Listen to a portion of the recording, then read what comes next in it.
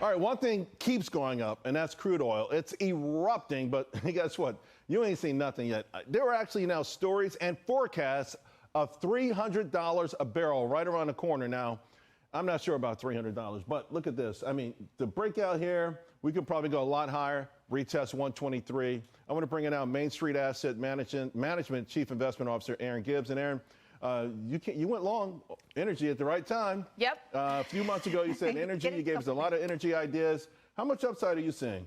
So when you just look at the sector in general and where the stocks are trading, we're really at a resistance point right now, but I think we could easily go another 5% from here.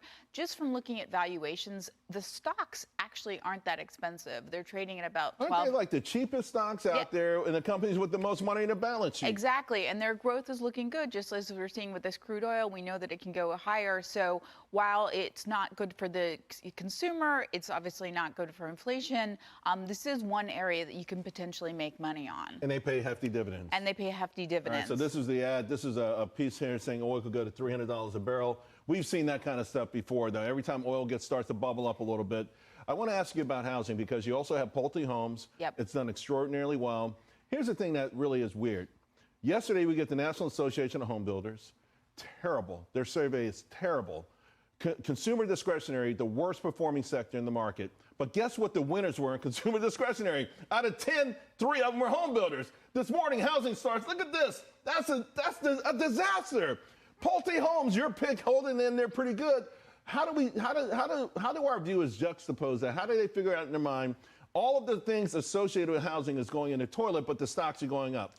So this is really about just an issue with a lack of housing that's years and years in the making. I mean, this was a problem before the pandemic, and on top of that, people who are looking for homes are being squeezed even harder because there's no existing home sales, zero.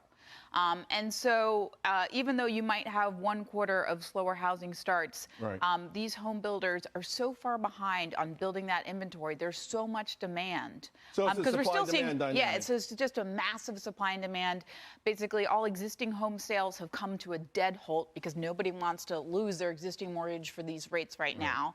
And so right now, you're just looking at any new home that can come on the market and be able to get into the market. So what I've read is the average interest mortgage rate is about 3.5%, and we're at 7.5%. Who the hell would cash this in for this? Even if you made a bunch of money on a house, you're going to give it back up over the next 20, 30 years with this new mortgage. So that means that knowing that if you get a mortgage right now, you're going to have to refinance as soon as rates go down, and it just sort of slows down. So the people that are really only moving are those that absolutely have to sell their homes. And so it's just creating So let me ask you about the broad market.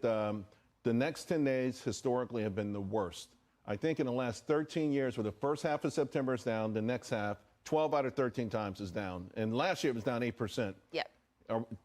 Do we have to be that concerned that history can repeat itself? Look, it's certainly a possibility, but I think we've got to take into context the Fed meeting, because obviously we're going to be talking about this right until 3 p.m. tomorrow, if not until 5 p.m. tomorrow. Right. So I think right now, there's a good chance that you could make money between right now and 3 p.m. before the end of your show.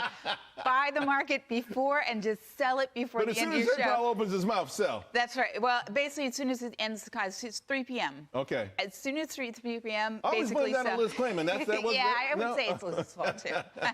So, but yeah, there's certainly risk, because if they do hold rates, we know that recession's going to come back. We could see some more fear. Right. So I would say certainly I think we're still going to see a lot of more risk off for the rest of the month, but you can potentially make some money in the next 24 hours. All right, I'll keep that in mind. Thank you so much, Aaron.